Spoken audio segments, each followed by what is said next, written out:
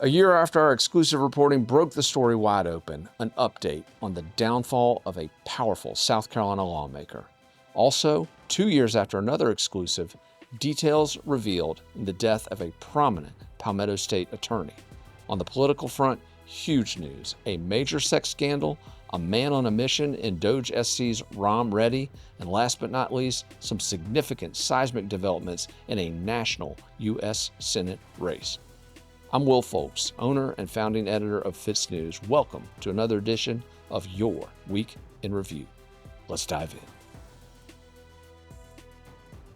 When dawn broke on April 5th, 2024, South Carolina State Representative R.J. May was on top of the political world in South Carolina. The founder and lead strategist for the State Freedom Caucus, his band of limited government advocates had won a huge victory in the Republican primary elections just a few weeks earlier. They were literally at the peak of their power, and R.J., as one of their top consultants, at the top of his game.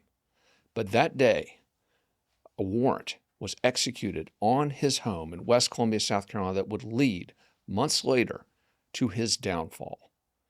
Now, in August of 2025, as dawn breaks for R.J. May, it is a vastly different universe in which he is operating.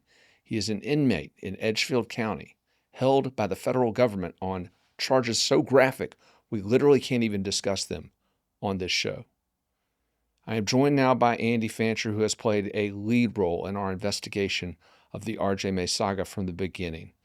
Andy, you were there when R.J. May's home was raided. You were there when R.J. was cuffed by federal agents. You were there in court when the graphic charges of child sex abuse materials, which he allegedly trafficked in online, were read in open court. You've been there for every phase of this story. And this week we had some significant updates on the R.J. May front. Some of them news made in the prosecutorial world, some of them due to your own dogged journalism on this story. But walk us through first the latest news in the R.J. May saga. Sure. For a recap here, R.J. May, as you previously introduced, a former chairman of the South Carolina Freedom Caucus, was charged with 10 counts at the federal level of distributing child sex abuse material, or CSAM. That was on June 11th, exactly 1 year to the day after a decisive primary win, not only for him, but his fellow Freedom Caucus members. Noticeably absent from that arrest were any additional arrests related to potential suspects. I mean, as we heard in open court, he was communicating with dozens of like-minded pedophiles, as the federal filings noted, through a instant messaging app called Kik. He was operating purportedly under the alias Joe Biden 69, spelt with 4 N's. And again, we had heard some of the transcripts from those conversations that purportedly entailed him sending around 225 CSAM material, images, videos, pretty heinous things of that nature. But just this week, we have the second arrest of someone purportedly involved in this vortex, and that takes us to Oklahoma City, where we have a traveling nurse named Christian Soto, who, according to federal authorities, had engaged with R.J. just once during a confusing 5-day spree in which R.J. is accused of sending hundreds. And this is on the Kik app. Videos. Feds are alleging they're talking on the Kik app. Okay. Yeah, and they're alleging that Mr. Soto was operating under the alias Random Couples Here. And on just one day, on one of the 5 days that R.J. is accused of sending reprehensible content over Kik before deleting Kik and never hopping on ever again, they allege that in their specific conversation, R.J. sent approximately 50 CSAM files.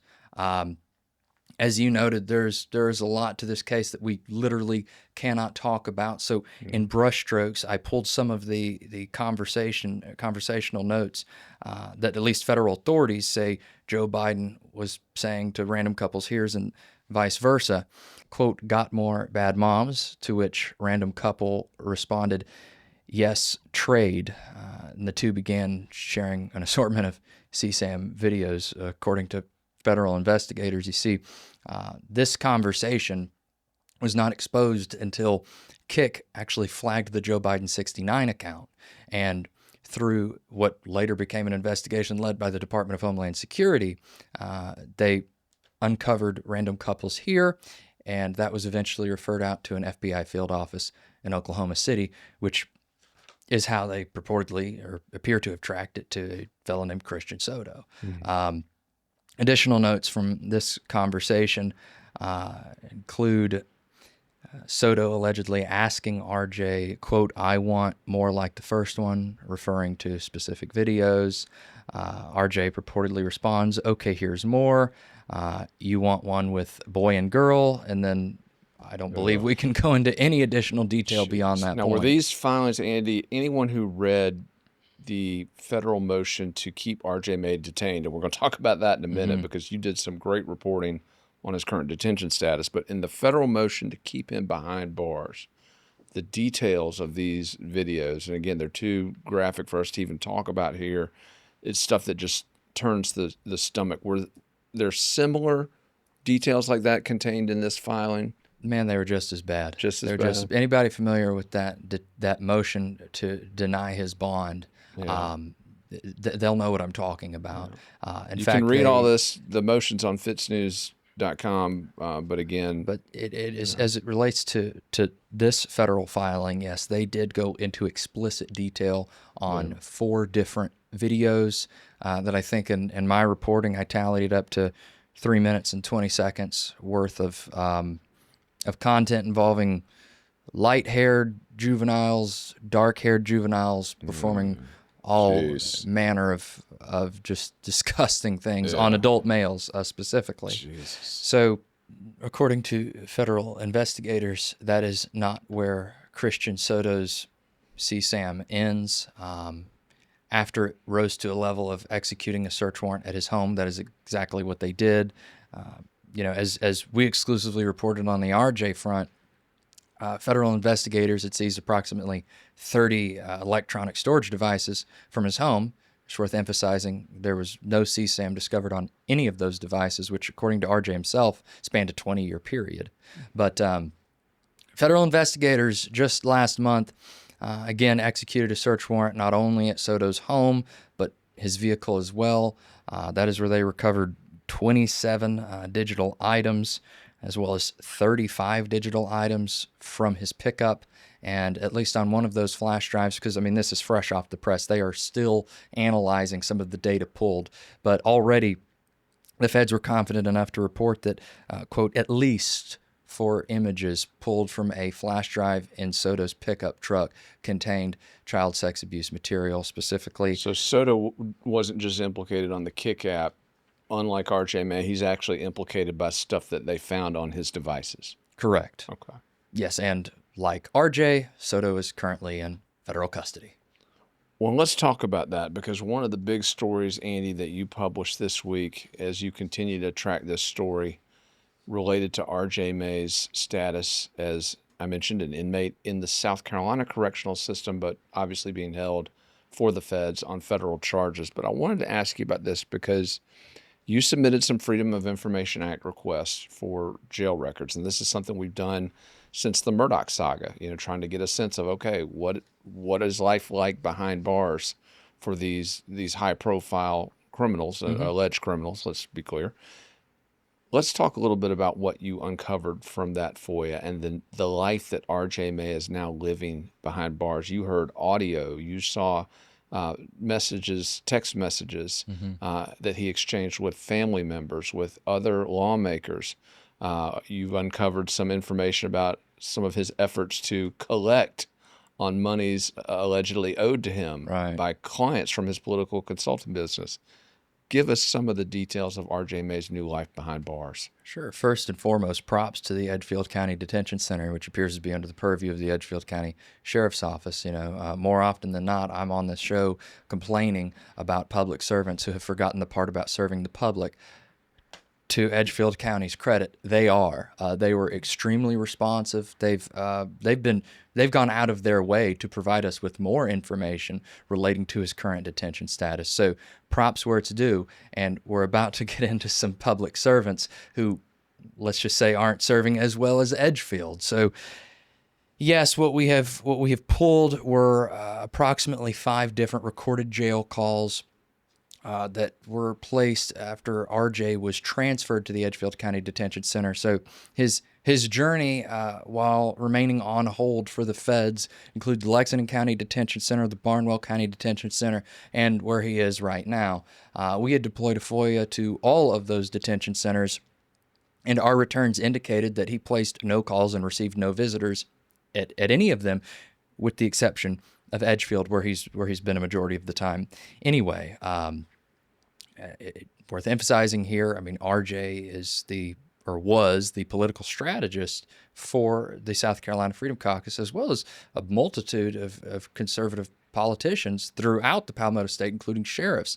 That would have been through his kind of one-man band, Ivory Tusk Consulting.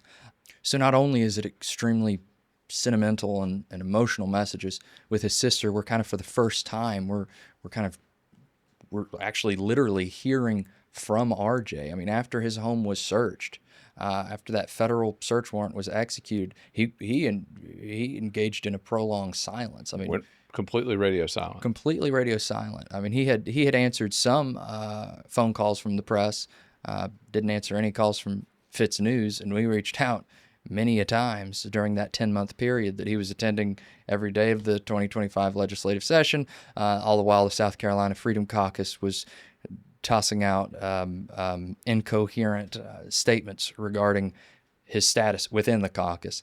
Some of those messages to his sister include, I wish I could tell Beth, his wife, and you and anyone else more, but they monitor every convo call message. And then this is where, for the first time since his home is executed, or the search warrant was executed on his home, we hear his thoughts on the case. 20 years of data and not a single fragment, let alone a file.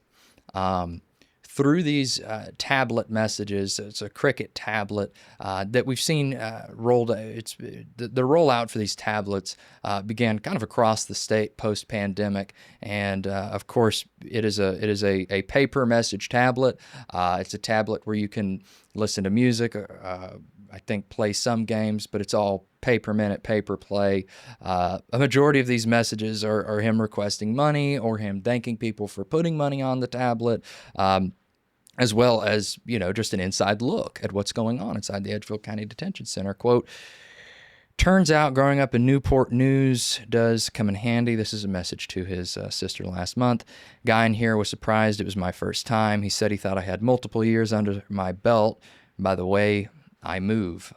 Again, these are just a few of the 90 tablet messages that we obtained through the Freedom of Information Act. And we're still getting FOIA. them. In fact, there's one alerting him to the fact now that his conversations are in the public domain, apparently. Not just the public domain. They did name drop FITSNews. Oh, I think boy. his sister's message to him was not to be the bearer of bad news, but FITSNews has obtained every single one of our messages, which, I mean, they're public record. Public records. There's nothing to apologize for there.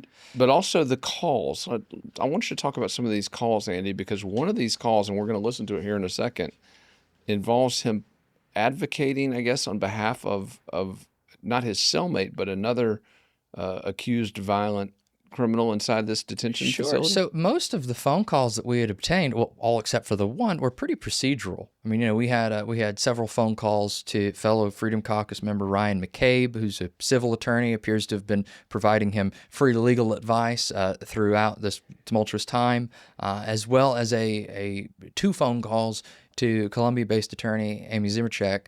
It appears as though he was weighing out, or he was perhaps shopping for attorneys prior to pleading to having no money, more on that in a moment, and later obtaining a public defender, a federal public defender. So he was potentially weighing the options of hiring her, but it looks like the fees were at a minimum going to be $50,000, and it was just something that RJ appears he did not want to put his family through. Yeah. And Amy Zimmercheck, no stranger to those who follow FITSNews. She is the attorney for Curtis Eddie Smith in the Murdoch saga, so she's a very well-known defense attorney. But go ahead, Andy. I'm sorry. Of course, of course. So the one call that really stuck out, the call that required quite a bit of digging on our part before we could piece together what in fact was actually happening here, is a call placed to a Greenwood attorney that had not appeared in any call logs prior to that point and no call logs since. So RJ out of the blue calls Greenwood attorney Rick Fawkes, not to be confused with Will Folks, right? So Rick Fawkes, on behalf of a fellow Edgefield County Detention Center inmate, Jeff Gilmore. But don't take it from me. I mean, let's hear the tape. Yeah, here's RJ May calling this lawyer in Greenwood. As a matter of protocol, this is an attorney telephone call, so we don't consent it being recorded, correct? Well, this one is being recorded, so be careful what you say. Okay. Well, Jeff Gilmore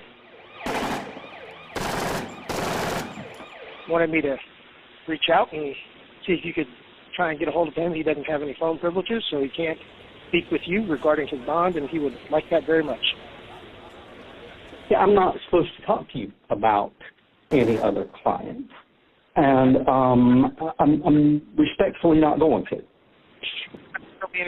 But I just want to make you. If Jeff Gilmore were my client, I would be doing what I told him I was going to do. Okay, I understand. And any relation between R.J. May, Rick Fawkes, Jeff Gilmore, that currently remains unclear. That was just one of those, okay, we'll throw it in there and see what happens.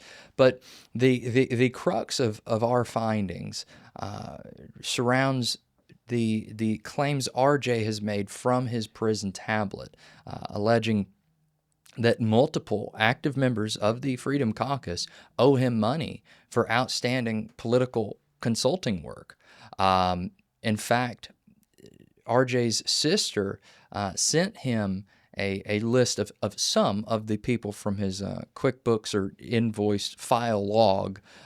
So we've got an assortment of clients from 2020 to the present. How much money are they claiming they owe him? Right. So it was provided by RJ in piecemeal fashion. He receives this list. Again, an armada of clients, including Darlington County GOP, one pack labeled Education Rescue. The purpose of her sending the list to him was so that he could mark who was still outstanding and who wasn't. In fact, in messages that preceded that list, there were indications that the Freedom Caucus owed him money. That was exact quotes. In fact, his sister, who appears to be serving as a liaison between RJ and RJ's wife, it doesn't appear as those two have communicated directly at all since his arrest. So in one brokered message, we have his wife attesting to finding an account labeled SC Freedom Caucus with approximately $7,000 in it. Again, the links here remain unclear. We're providing what we have discovered. I don't claim to ever having the answers, but we're certainly going to be looking for them. You reached out to a lot of these folks who were listed as owing RJ money, and you got a varied range of responses. You know, some have said they've paid up. Some have said they're not going to pay. Some dodged your calls. Walk us through some dodged our calls entirely. So upon RJ's receipt of that list, the first name that he sent back, first he responded, "Oh, whoa, let me think. Stephen Frank is the big one for sure." This is, of course, a freshman lawmaker who I think approximately 2 months into his first term was embroiled in a brief scandal when he said the R word on Twitter, responding to some ex-influencer. I'm just happy we could say the R word. Again, according to May, Stephen Frank owes him approximately $23,000 for political consulting work that led to this freshman lawmaker's election in the first place. According to him, that's all of Frank. All of Frank is due, but it does not end with Stephen Frank, who noticeably has not returned my phone call regarding this matter. Remember, public servants work for us, yet I can't get a hold of Stephen Frank, and he's not going to be the only name in this unfortunate story that has not even declined comment, hasn't even gotten back with me. May furthermore noted that former Freedom Caucus member Vic Dabney, a retired helicopter pilot that made quite a bit of headlines during his first and only term in the State House for just being bold and brash as he is. That is the brand. I'm not knocking it. According to RJ, Vic Dabney owes him approximately $25,000 for political consulting work back in 2022. To Vic's credit, he has always been, whether when he was a lawmaker or afterwards, he's always been readily available. I think there's only one time that he hasn't ever answered my phone call, and he called me right back. Okay, props to him for that. I spoke with Vic, and he was pretty transparent on those debts. He said that I think his exact quoting here was, May didn't lose any money on Vic Dabney. According to Vic, he paid Ivory Tusk approximately $30,000 prior to a failed bid for re-election in 2022, and said that the $25K that RJ alleges is due relates to mailers that were, according to Vic Dabney, a disaster. These mailers are obviously very expensive rollouts. I mean, we're talking about the glossy little campaign ads that you receive in the mailbox. I mean, these cost thousands and thousands and thousands of dollars, depending on who you talk to. Some will say that's the most important part of an election or re-election bid. Dabney claimed that the mailers were primarily sent back to his P.O. box. He said they're at that point, you throw them in the trash. Said that he was getting calls throughout his constituency, which was Kershaw County at the time, noting that they were receiving 2-3 mailers at a time. Some people were receiving 2 one day, 2 the other day. So due to that disaster, as Dabney called it, he said, I'm not paying RJ for that. I'm not going to pay you for something that you essentially didn't do. So yeah, he made it abundantly clear that sure, RJ could say that I owe him money, but I'm not paying. Oh. And May, as if expecting that outcome, even submitted in writing to his sister, I doubt Dabney pays. Maybe he'll settle. So in addition to Frank and Dabney, which in RJ's field view owes approximately $48,000 collectively, we now have a third Freedom Caucus member who RJ alleges owes him money. That is none other than the current Freedom Caucus chairman, Jordan Pace. RJ notes that he does not know exactly how much Pace owes, but that he, quote, does owe, quote, not sure what invoice. That is of significant importance considering some of the developments here regarding Pace. I mean, not only did Pace completely bomb a 2024 press conference as if he wasn't expecting any questions regarding their absent member who is currently under an investigation relating to child sex abuse material, he dodged repeated questions from journalists related to whether or not RJ was even a member of the Freedom Caucus. I believe his responses were something to the effect of he's still an upstanding member of the House. We have no reason to exclude him. Within the week of Pace issuing that statement, we had Josiah Magnuson going on Facebook saying that he remains a member of the Freedom Caucus, followed by just a couple weeks later, somebody saying, oh, actually, he hadn't been a member of the Freedom Caucus since his home was searched by federal authorities on August 5th. So whichever direction you want that to go, we have just 2 weeks ago, and you reported exclusively, and if you want to take it away from here, by all means, we had Pace calling for the General Assembly to reconvene to consider the immediate expulsion of RJ May. So, we've got Pace, who has been mixed matched in his handling of the issue, calling for RJ's expulsion in the wake of us discovering that, according to RJ, Pace owes him money. No, you're right, Andy. Jordan Pace issuing a statement on behalf of the caucus saying that they want the House now, as you said, to immediately reconvene to consider his immediate expulsion. Obviously, RJ May has been suspended ever since the indictments. Now, the Freedom Caucus, which, as you mentioned, did not handle this messaging well at all, now they are calling for his expulsion. But Jordan Pace's responsiveness here, you mentioned a moment ago, not responding to you, but he did get quoted in another outlet. Right. So within the week of us publishing multiple reports on RJ and mentioning in at least one that we were not able to get a hold of Jordan Pace, I see him quoted at length in a Post and Courier report on RJ. It was kind of a 1-year anniversary. Here's where we are now from August 5th of last year to now.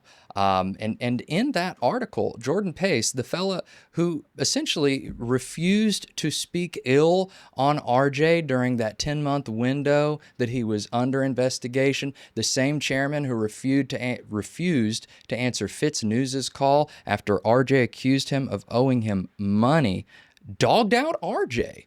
I mean, he essentially made it sound like RJ was just this loose cannon who was a detriment to the Freedom Caucus. So it's just awfully interesting that he made time for the Post and Courier to speak ill on a man who he's calling for the immediate expulsion of, again, after 10 months of mismanaged communications, a dodged phone call from FITSNews, and 2 reports for me this week later. Yeah, Andy, totally inconsistent on the part of the guy. But again, that's one of the threads that we've been pulling on this story from the very beginning. Not only do you have these graphic, horrific charges against R.J. May filed by the feds, but there's the political fallout that we continue to follow, as this has been the number one issue for those who are targeting Freedom Caucus members in the upcoming elections. And Andy, your reporting on this from the beginning, man, has been superb, man. Excellent work on this latest round of reporting. You're going to continue to follow the details of this criminal case. We're also going to continue to follow the political fallout as the saga of R.J. May, 1 year on, continues to drive the headlines.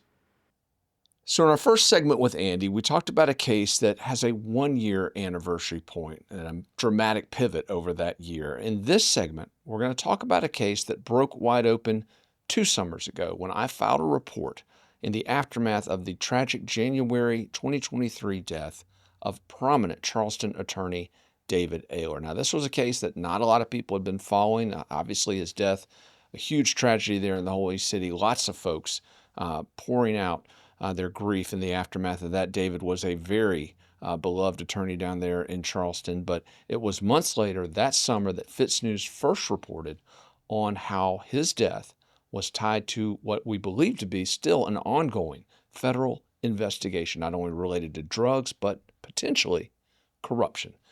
Now, as we have dug into this story, I'm joined now by our research director, Jen Wood, who's been following this. And over the last year, Jen, you've also been tracking this case, and you filed a Freedom of Information Act request recently to get the details from the David Aylor death investigation. And I want to just ask you a bottom line question. Did you find anything suspicious? I thought there were a lot of very interesting things within this report, a lot of questions unanswered by what I was provided.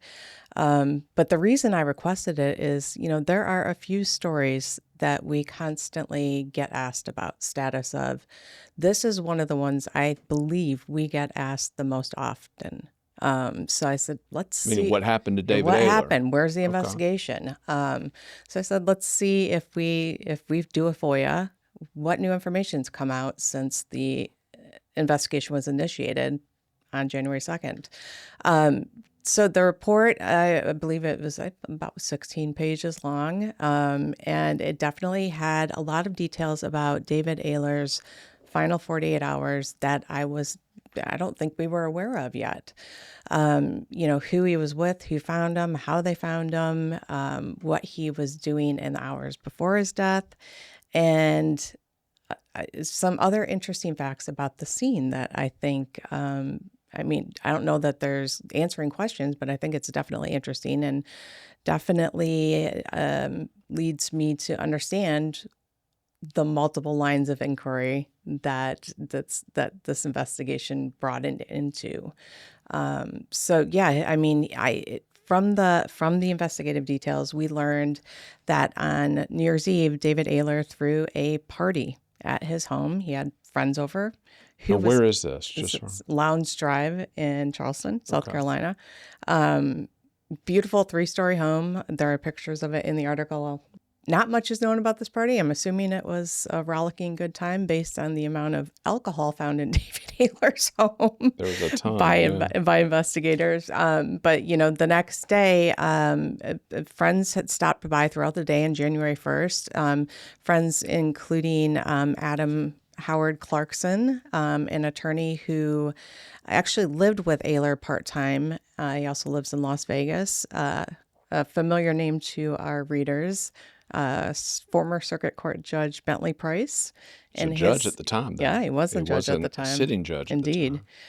Stopped by with his family and then came back shortly later to see what was going on. But yeah, those individuals in the afternoon of January 1st of 2023, the day before he died, noted that Aylor was visibly intoxicated. Bentley Price told investigators that he was concerned. He had had his cousin Levi Miles have a conversation with him before about cutting back on his drinking, and said that brought to mind that conversation. The last person to see Aylor alive reportedly left the house at 5 p.m. when Aylor said he wanted to take a nap.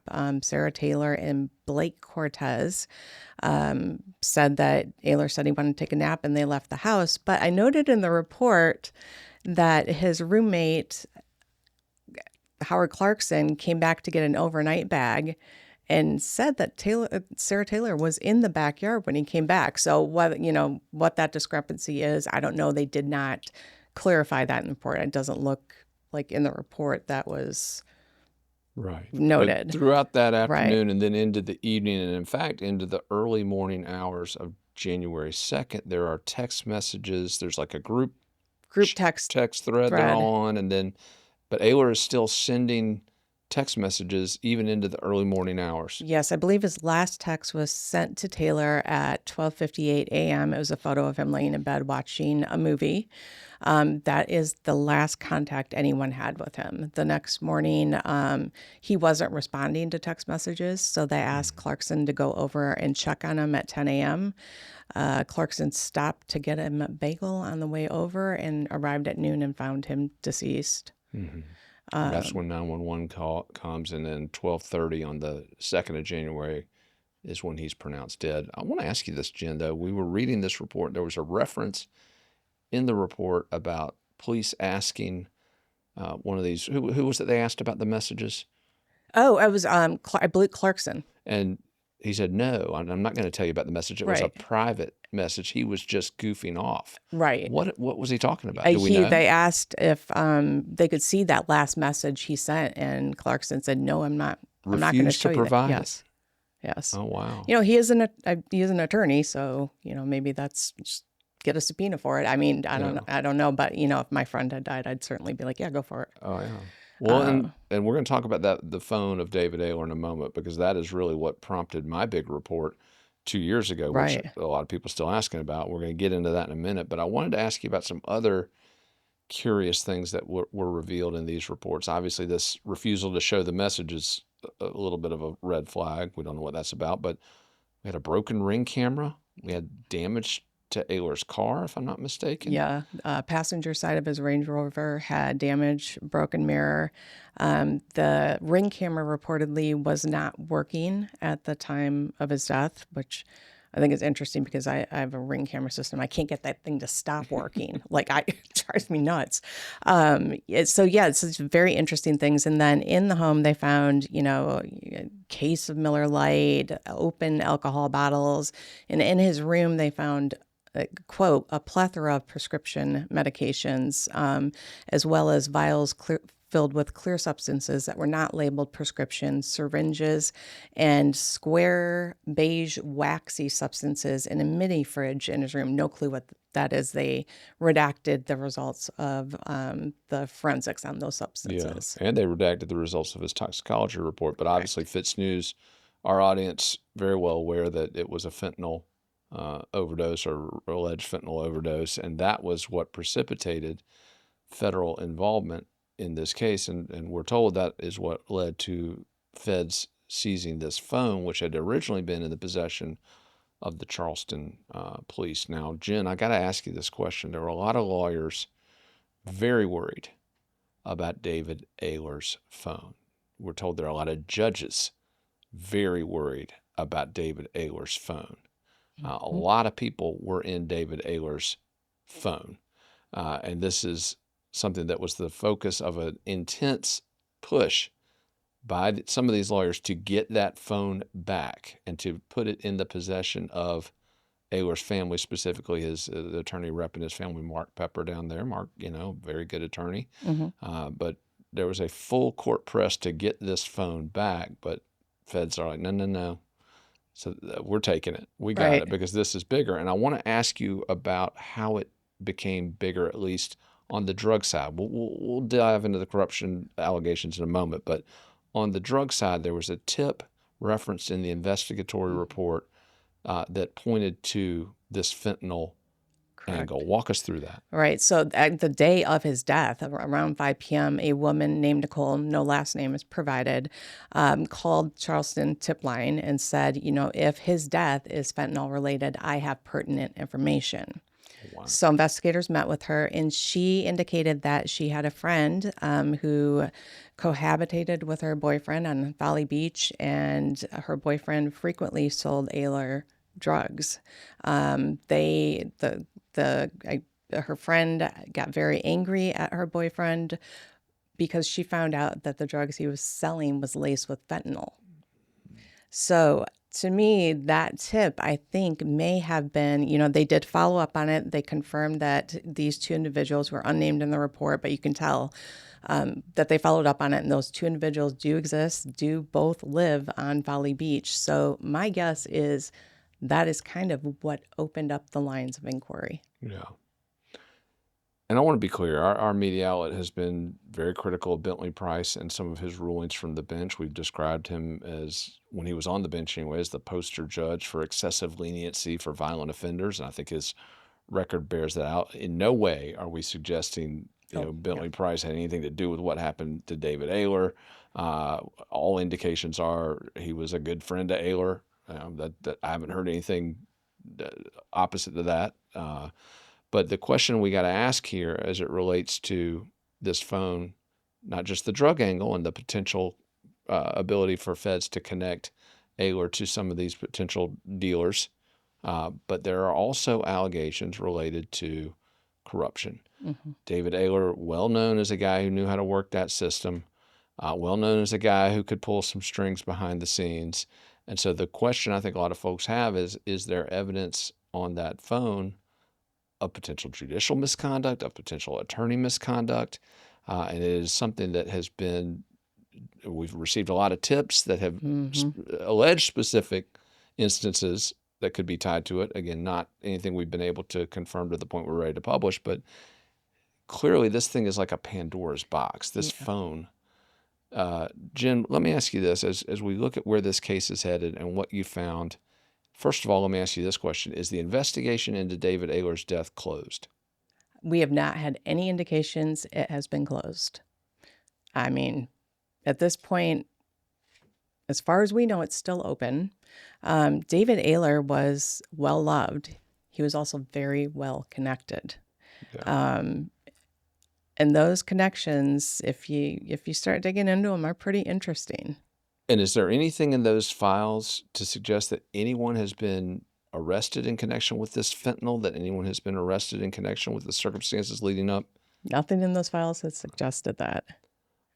I ask you a bottom line question because you have covered some crazy stories here at FITSNews. You've been key to some of our biggest stories. Looking at what you've seen in the pages of this report, do you believe foul play was involved in the death of David Aylor beyond the drug overdose? Whew. This did not rule it out.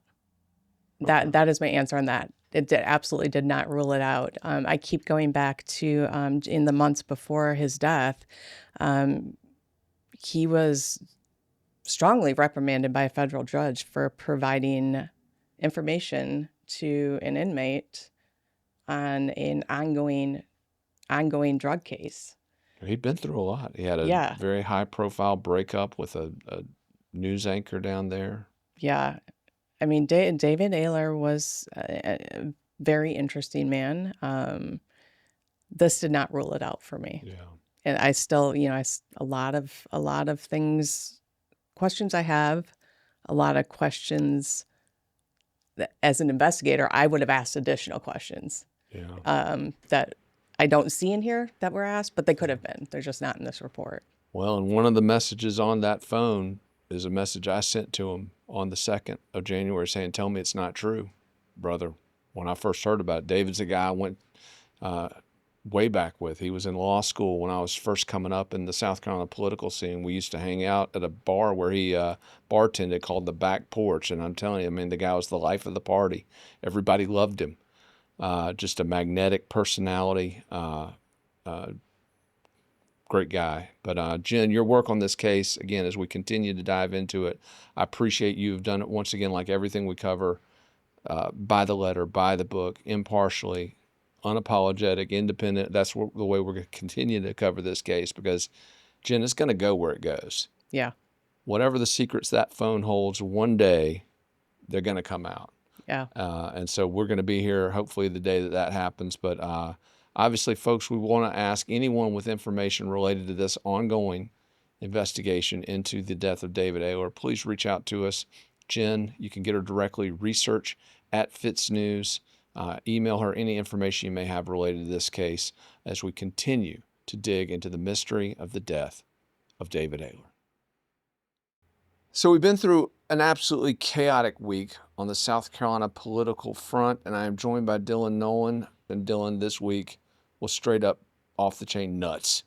We've got a scandal this week that kind of came out of nowhere, and it's one that, for those of you who are unfamiliar with our editorial philosophy, it's one that we don't really cover that often, a sex scandal. Typically, rule at FITSNews is unless you're wasting tax dollars, breaking the law, abusing public trust, or just committing some... But that still means that we're covering, what, about 2 of these a month? Yeah, correct. That's true. Yeah, there's a lot of these that fit these disclaimers, but yeah. But the point is that if you are somebody who's not campaigning as a, God-fearing conservative and you're not blowing the taxpayers' money as somebody's blowing you, it's not something that's going to make it to our pages. And people have a hard time believing this, but there are a lot of people's, indiscretions, which we know about, which the public does not. Hundreds of tips come in about this stuff, and we don't cover them because it's a But private this matter. situation is different because it very rapidly became a public matter. Correct. And what Dylan's referring to is arguably the big story that broke on FITSNews, the one that is driving a ton of different narratives that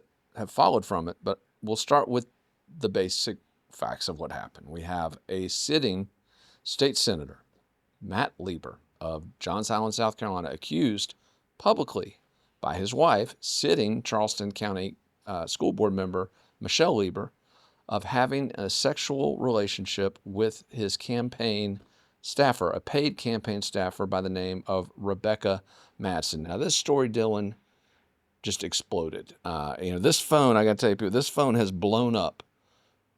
You're going to need a new ringer after this week. I mean, it broke the ringer. I mean, this thing, it was like nothing I've ever seen. And so we started looking at this thing, obviously filed an initial report on it because, hell, they're public figures airing their dirty laundry publicly.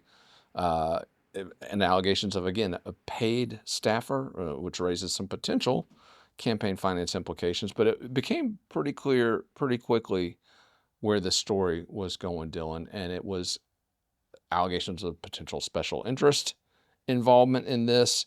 And we've reached out to a lot of the parties that are, potentially connected to that. They are not commenting. But I'm telling you, shockwaves all over the Palmetto political landscape, including some very well-funded special interests in the state capitol who have proximity to this consultant who was tied to Matt Lieber. Dylan, let's talk a little bit about Lieber. You know this guy. You've hung out with him. I mean, Monday of last week, before this whole thing blew up, I was on a radio show, Corey Allen's radio show down there in the Low Country with Senator Lieber. Yeah. I mean, you've hung out at his house. You've hung out with Michelle Lieber. Did you get any sense that anything like this was happening in the background? Or No, I've actually was at their house with the alleged mistress. And I certainly, now granted, this was a social occasion where this kind of stuff I would assume would not be publicly, happening, but I didn't pick up on that. Now, granted, I was not there looking for torrid affairs, but they seem to have been there. Yeah, and the rumor mill again, as it relates to the Liebers, has exploded, and we're not going to trade in that and peddle in that Yeah, because no, again, it's no point. that's veering into the part where it is nobody's business. But something happened in the aftermath of this story breaking in wide circulation that has got a lot of people concerned for these stories, because we talked earlier about why we cover them when we do, which is if there's a abuse of power, a taxpayer waste, or some galling hypocrisy. But we've now got this allegation from state senator, or rather former state senator Katrina Shealy, who took to her blog called "While I Breathe, I Hope." That's the state motto. But Katrina Shealy started this blog after she was defeated in the last Republican primary in 2024. And she posted a banger, Dylan. This was just something that we wrote an article about it. And once again, our site basically exploded because she said not only are multiple senators out there having affairs, often with paid staff, but this is the key allegation, they are being blackmailed and actually changing votes on the floor of the Senate because of the threat of being exposed. And that's criminal, to make the threat or to sell your vote like that. Certainly. I mean, the Epstein situation, I think, has brought blackmail in politics to, it's always been there, but it's something that I think the public has become increasingly more aware of. But it doesn't always need to be something that's videotaped, absurdly heinous. I mean, something as simple as "I'm going to blow your marriage up, blow your life up," can change how people vote, and does change how people vote. And it's very interesting to hear her, now that she's outside of this system, saying the stuff that everybody that is in it knows to be true, but none of them have the stones to say. Yeah, and unfortunately, after our article was published, Katrina Shealy posted a disclaimer to her site, which said that she will not, at this point, be naming names. Well, while she breathes, she hopes. She might not be hoping for too much longer if she starts naming names. Yeah, that's a good point. But we've been in this environment, Dylan. We've seen a lot of this stuff. And like you said, hundreds of tips coming in that we literally, okay, it's in one ear and out the other because, who cares? Who cares if it's not impacting how these people vote? But now this new wrinkle has been introduced into the conversation. How does this impact how we should cover this stuff moving forward, in your view? Yeah, I mean, I think we have to look at a situation and say, is this person connected to a political interest? And oftentimes the people who these politicians are sleeping with are. It's pretty rare that it's the nanny or the babysitter or a situation like that. It's almost always somebody where definitely that level of scrutiny should be applied as to how did they get in contact with this elected official? Or do they really find this balding, fat, middle-aged, person attractive? Or now? Hey, I'm not Come on, talking present about you. company excluded. Present right? company excluded, but I mean, seriously, most of these are not, relationships born of love. Right. They're relationships that are arranged for a purpose. Yeah. And certainly as members of the media, if we have any hint that that is what's going on, we owe it to the public to look into it. Yeah. Because Matt Lieber's name is not the only name that has been floated in connection with, I'm just going to say this very carefully, with this saga. And you notice I didn't say this particular individual, but this saga. There are multiple other elected officials who have been... You know who you are. I know your butt cheeks are puckering watching this. We know who you are. Well, and then not only that, the special interests that are allegedly pulling some of these strings, and we have gotten calls from folks at the highest levels in Colombia who are really sweating this narrative. And it's not a narrative, Will. It's reality. Well said. They're sweating the truth becoming public. Yeah. No, they are. They are. And they should. Yeah. Let them sweat. Let those butt cheeks pucker. Dylan is always so eloquent. I do think, though, as we look at how this thing could potentially unfold, there were a lot of votes that were cast in the last legislative session that were surprising in terms of, and again, I don't want to get far down the rabbit hole of what we're looking into and what we think we got, but let's just talk about tort reform. This was an issue that Senate Majority Leader Shane Massey was very aggressive on, told those trial lawyers off in public hearings saying, I've got the votes now. You don't get to come in here and dictate terms anymore. We're going to take it to the floor. We got a new jury now, I think he told the trial lawyers. Well, he gets to the floor, and several of the votes that he thought he had, turns out, Let's just say we had a better whip count on what his vote totals were looking like than he did. that's true. And the question, though, is was there whipping going on in another way, perhaps, as it related to some of these votes? Because you've got lawmakers, and again, I'm not going to implicate any of these folks in Matt Lieber's scandal. We know Matt Lieber's scandal is what it is because of what his wife said, publicly. But as far as these other lawmakers, we're just pointing out what they did during this debate. You got guys like Josh Kimbrell completely flip-flopping, and in fact, refusing to support language that was included in a bill Kimbrell sponsored. He literally sponsored the bill and then refused to vote in favor of that during the tort debate. And a lot of people are like, well, wonder why. Compelling question, isn't it? It certainly is. Kimbrell running for governor, his campaign currently under a cloud of suspicion after he was accused of robbing one of his business partners of $2 million in a civil lawsuit that was filed. Kimbrell has denied it, says that he's being targeted by the Columbia swamp. But as we pointed out in that coverage, dude, you're part of it. You're literally, one of the trial lawyers' puppets on this debate. So is he going to get dragged into this? I guess we're going to see. Waiting to see what happens with his gubernatorial candidacy. But Dylan, as you look at some of the names that have been floated in connection to this, do you see alignment with that tort debate and some of the folks that flip-flopped? There's certainly a relationship there. Now, you can't say correlation equals causation, but it's enough to raise eyebrows, and it's enough for those folks, they should know we're seeing what evidence we can assemble. Well, not only that, we have heard, again, from some of those highest level inside sources at the State House, the ones who literally are on the front line of all these issues, who know exactly what bills are moving when, why they're moving when. And we are told that that trial lawyer lobby is exceedingly nervous about where this could go. And again, we've got some information that we're vetting, that we're looking at, but it's one of those things that we think we know where it's headed. I will say this, though, and this is one thing that I am very proud about this media outlet and the way we do things. We're not going to go somewhere that it doesn't take us. We're going to go where it takes us. And I also want folks to know that this entire Matt Lieber saga that folks have been so fixated on and so focused on, put a message up on X the other day that I want folks to pay attention. While they're sweating that, guys, you got no idea what else we're working on. We got some much bigger stories involving this trial lawyer lobby that frankly going to blow your mind when you read them on FITSNews.com. Corruption of a level that, again, I've been doing this 20 years. I hadn't seen anything quite like one of the stories that we're digging on. So stay tuned for that. But Dylan, broader implications of this on policy debate moving forward for South Carolina. And we're going to talk in a minute about a guy who's impacting that debate in a big way, Rahm Reddy. We both went and saw him earlier this week up in Surfside Beach. But how do you see it impacting policy at the State House? Do you think this will somehow blunt trial lawyer momentum? Because they had a big year this past year. I think it blunts their momentum if you are able to pull the cards out of the deck that are still in the deck. I think this alone, no, I don't think that this changes the calculus. What about Lieber's career? Do you think it tanks him? Let's look at Lieber's last primary election against then incumbent Senator Sandy Senn. He won that narrowly, largely on the back of Senn taking a bad position on abortion.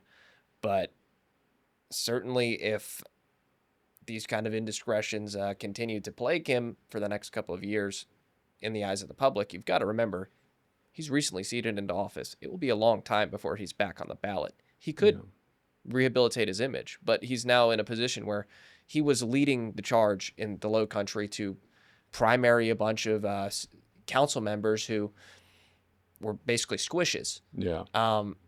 He went from a position of being on the attack, on the front foot, to now he's going to be in a defensive posture. So yes, this is obviously going to affect the trajectory of his political career. It remains to be seen. I mean, maybe he decides to step away from the game and make money in the private sector. Mm-hmm. If he decides to remain in the political game, then yes, he's going to have to work his butt off to put himself in a position to win the primary election, and then win the general election.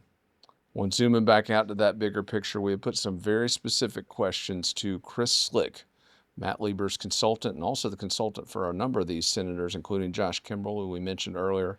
Chris Slick, arguably the most vocal advocate for the trial lawyer lobby during the last legislative session. He was also integral in the bid to oust Freedom Caucus members, an effort that was, in many eyes, funded by trial lawyer support. Reached out to Chris Slick with some specific questions regarding his alleged connection to these things.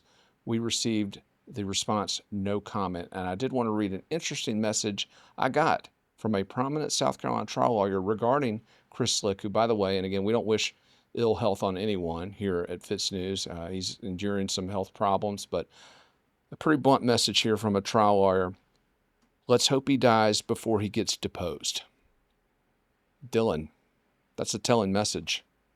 Man, that's a pretty terrible thing to say about somebody. But yeah, if he knows what you think he knows, I was them, I would not want him deposed. Yeah. Well, he's certainly not commenting at this point, and obviously we will keep trying to get Chris Slick's take on this. You know, he's a guy, he's an operative. We've dealt with him in the past on stories. Oh, he'll go on the record on things all the time. So yeah, it is interesting that he's keeping his head down on this one. So moving beyond the drama, Dylan, and back into the substance of what we do here, covering at FITSNews, a big event in Surfside Beach, South Carolina this past week. Rahm Reddy of Doge SC, the founder of the Doge SC movement, launching Covenant 250. He's calling it the Palmetto Revolution. And Dylan, this was an event that basically unveiling this legislative agenda and a multi-pronged effort to basically turn the tables over. The status quo in South Carolina. It's not working, according to Rahm Reddy. Let's flip the tables.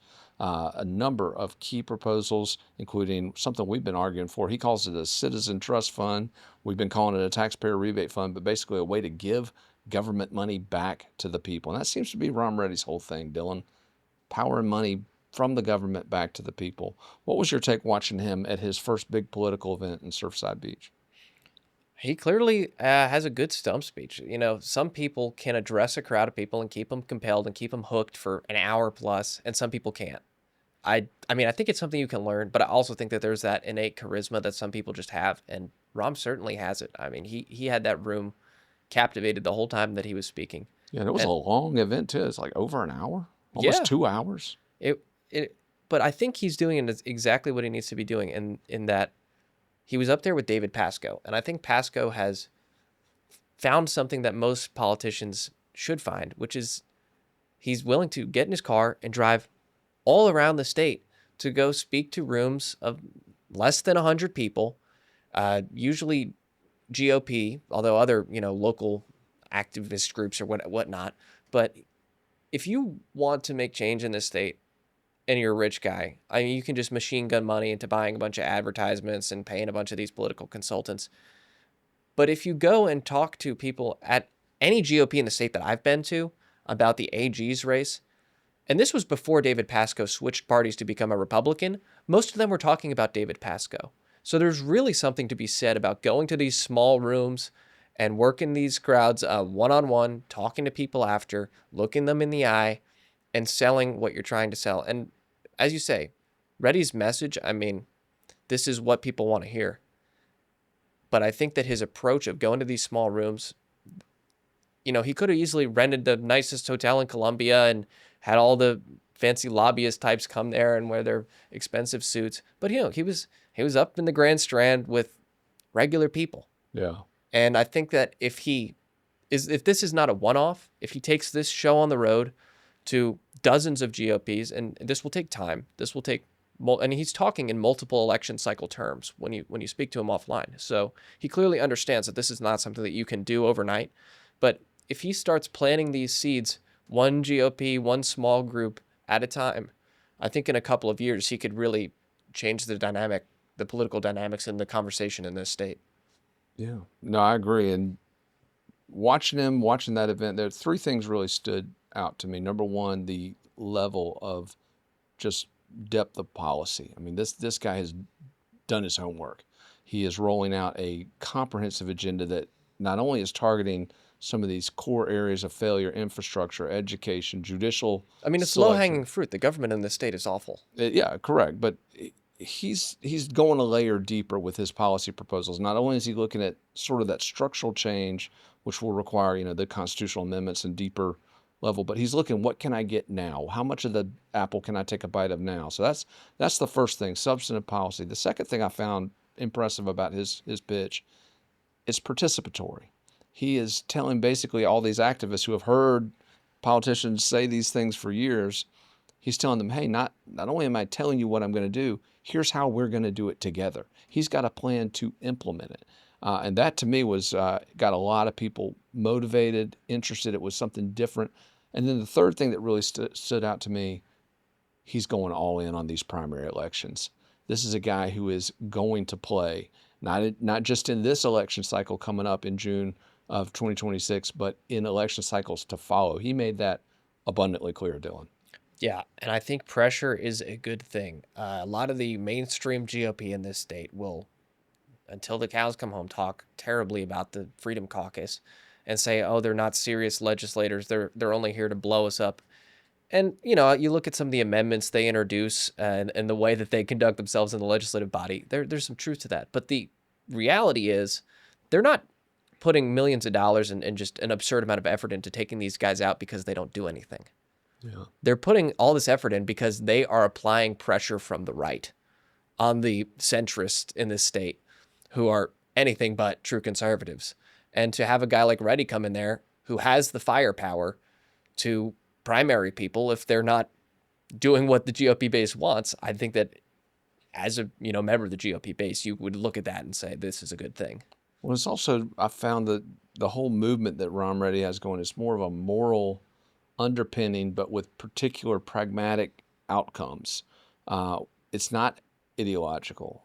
Yes, he was speaking to a bunch of Republicans in Surfside Beach, but it's not really a Republican. It's not the Republican Party, but at the same time, it's God before government. I think that that's something that will resonate. Now, maybe not so much in South Carolina, but at the national level, that's certainly a much more Republican-coded message. And you're talking about cutting government. That's certainly a much more, so you say it's not ideological. I don't know. I don't know if I believe that. He certainly doesn't couch it ideologically, though. He's got a very, it's his moral underpinning. It's not bashing the woke or that brand of the GOP that we've seen a lot in the last couple of years. It's certainly something else. Yeah. Well, and how it unfolds, obviously, we're here for it. We were at the launch. We've got a one-on-one interview. I sat down with Rahm Reddy before that event for an exclusive one-on-one chat. We're going to be airing that very soon. Looking forward to sharing that with our audience. And Dylan, also, it was a very big week in South Carolina on the race that everyone across the country is watching. Paul Dans, former Project 2025 founder, he called it the race of the cycle. His bid to oust veteran incumbent warmonger. He called him a 70-year-old childless warmonger with no stake in the future of the country, is I think how Paul Dans described Lindsey Graham. And guess what? He's not wrong. Accurate. No lies detected on that. But we had Paul Dans in the studio this week. Dylan, you'd interviewed him before also, and both of us attended his big launch down in Charleston late last month. What's your take on Dans? Has he got a shot? Paul Dans certainly has a shot because of how Lindsey is positioned. Paul Dans could be a terrible politician, which initial indications here are that he's not. But he could still have a shot even if he was. Yeah. He's certainly, if you are MAGA, if you believe in President Trump, he is doing a better job of articulating MAGA and President Trump's vision that he campaigned on than Trump is doing in executing those things while he's in office. Yeah, and we asked him point blank, you're going up against a guy who had 9 figures in his campaign account in the last election. He's got President Trump's endorsement in this one. Dan's totally undeterred. Didn't faze him one bit. No. Going up against Lindsey Graham, it's always going to be a David versus Goliath situation. But I think Dans does have the MAGA. I mean, he's done it. He's for real. For folks who don't know, he worked in Trump's first administration. But more than that, he was campaigning for Trump in Pennsylvania. He's an attorney. He was there. He is in the legal war room, which, for folks who don't know, there's an army of lawyers who go out every election to make sure that, the Democrats got their lawyers, the Republicans got their lawyers, and they're both watching the election process to make sure that either side's not pulling any funny business. So he did that. But he was a long-term Trump supporter, and he couldn't get a job in the first administration because basically the neocons, and this is something that Country Club Republicans. we're seeing, the Bush wing of the GOP, immediately took over even within Trump's first administration. It took him until the middle of the first Trump administration to even get a spot. Once he got in, he was able to work his way pretty quickly to the top, overseeing millions of federal employees, overseeing all the Trump admin appointments.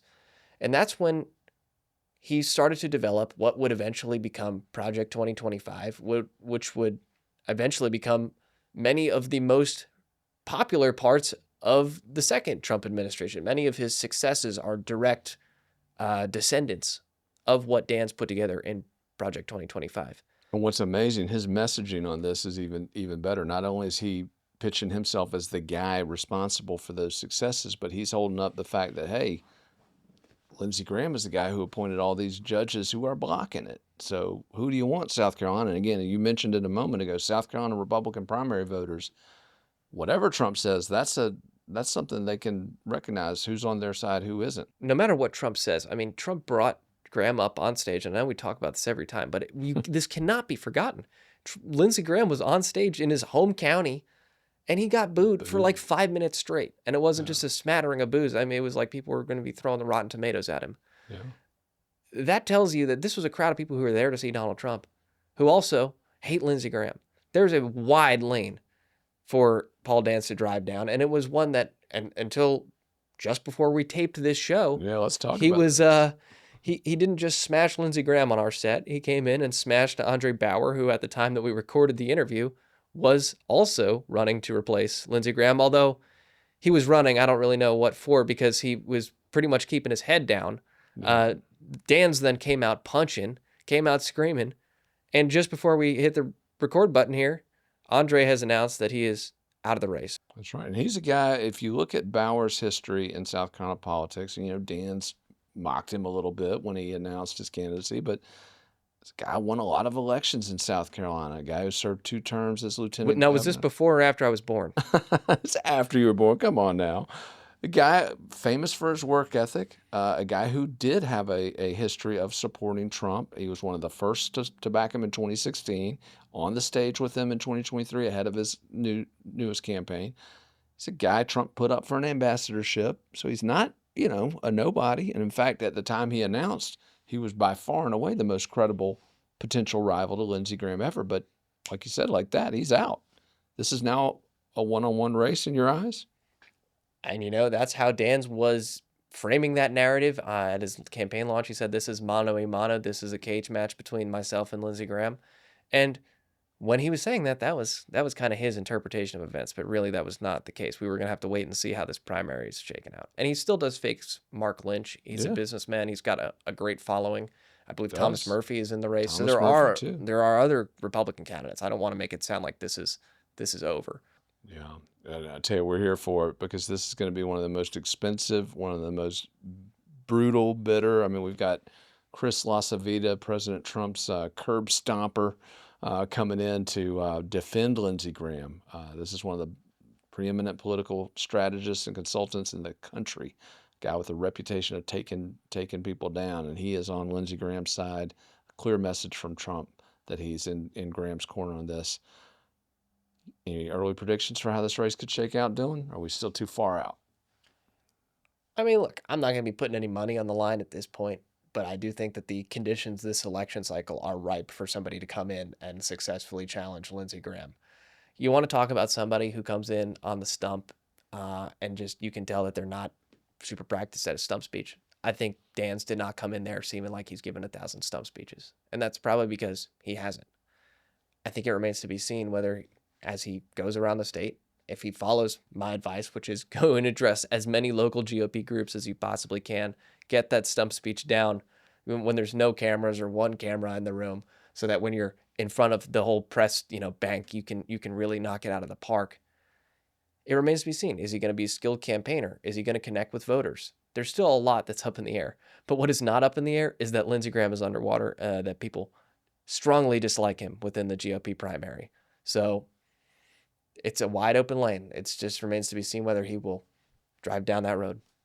So we've got sex and corruption at the State House. We've got a man on a mission with Doge SC and Rahm ready. And we've got one of the nation's hottest United States Senate races all here in South Carolina, where, as I always say, what happens here drives the debate nationally, not just with these high-profile races, but the first in the South presidential primary. Dylan, we didn't even get to talk about the governor's race. Huge week in the governor's race. We didn't get to talk about it, man. But FITSNews has got you covered on that story and every big breaking story here in South Carolina.